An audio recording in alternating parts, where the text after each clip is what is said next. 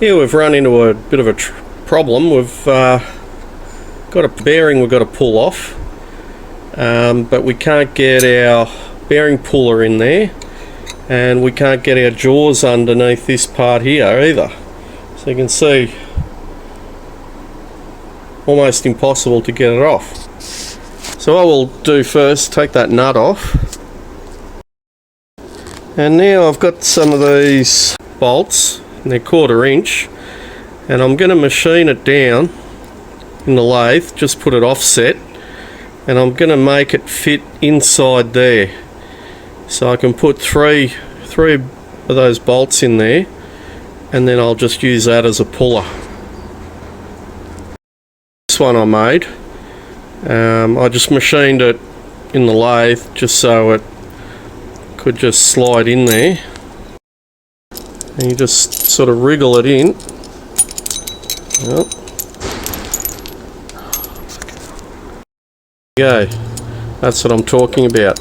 You can see that the half rounded bit's in there, in that middle part of the bearing, and it locks it in.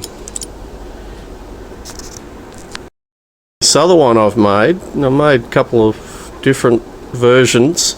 I actually put a little block under one of the jaws in the chuck on the lathe that threw it offset, just so it can grab in deeper in there, if you can see that. And that one actually sits in a lot better. And we just wriggle it in, and it's like a precision fit. And I'll put a little mushroom cap in there just so it doesn't do any damage in there.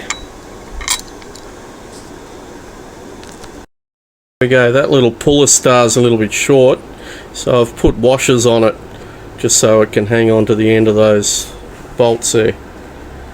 Now it's just a matter of winding it up. You can see I'm not even using a very big shifter, so it's not on that tight. Oh.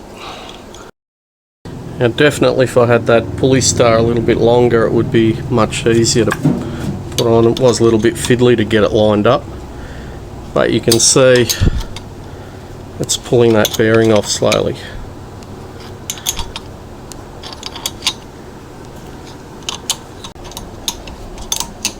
And that's nearly to the end.